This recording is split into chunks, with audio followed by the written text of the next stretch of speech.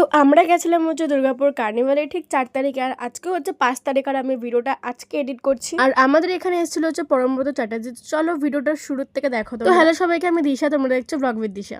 তো দেখো, তো আমরা ঠিক 3:30টার সময় রেডি হয়ে টোটো করে চলে গেছিলাম হচ্ছে যেখানে কার্নিভাল হয়, মানে গান্ধী মোড় সাইডে ওখানে। কিন্তু ওখানে নেমে আমরা সব থেকে বড় ভুল করেছি, কারণ এখান থেকে অনেকটা হাঁটতে হয়েছিল। তো যাই হোক, কোনো রকম ভাবে হাঁটতে হাঁটতে আমরা চলে গেলাম, আর গিয়ে যে অবস্থা দেখলাম, মানে অনেস্টলি পা রাখার জায়গা নেই। মানে আমি তো কিচ্ছু দেখতে পাচ্ছিলাম না, এমনি আমার হাইট শট, তারপর দিয়ে কিছুই দেখতে পাচ্ছিলাম না। তারপর অনেক কষ্টে অ্যাটলাস যেখানে বসা হয়, মানে যেখানে বসতে দিয়েছিল ওই দিকে আমাদেরকে যেতে দেয়, তো ওখানে গিয়ে আমি একটু হলেও দেখতে পাচ্ছিলাম। তার জন্য এই কিছু কিছু ক্লিপ আমি নিতে পেরেছি, না তো এগুলোও পেতাম না, কিচ্ছু দেখতে পাচ্ছিলাম না আমি। আর হ্যাঁ, আমার গলাটা এর জন্য ভারী ভারী লাগছে, কারণ সেই যে দুর্গাপুজোর আগে আমার ঠান্ডা লেগেছিল, ওটা এখনো আমার যায়নি।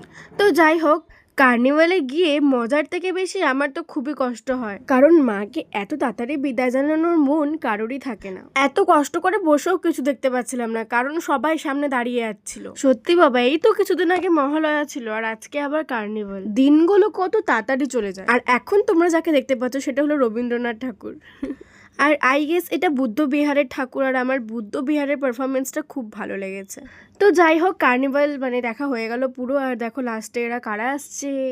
আমি এখানের মধ্যে সবাইকেই চিনতে পারলাম, কিন্তু এই সবুজ প্রাণীকে আমি চিনতে পারলাম না, মানে এটা কে, মানে এলিয়েন টাইপের লাগছিল আমার। তো যাই হোক, তোমাদেরকে বলে দিই যে আমাদের এখানে কে ফার্স্ট, সেকেন্ড আর থার্ড হয়েছে। তো ফার্স্ট হয়েছে উর্বশী, যেখানে গোল্ডেন টেম্পল হয়েছিল, সেকেন্ড হয়েছে চতুরঙ্গ, আর থার্ড হয়েছে বুদ্ধ বিহার। তো যাই হোক, ভিডিওটা এখানে শেষ করলাম। তোমরা আমার ভিডিওটা দেখো, কেমন হয়েছে জানিও, আর চলো টাটা, দেখা হচ্ছে পরের ভিডিওতে।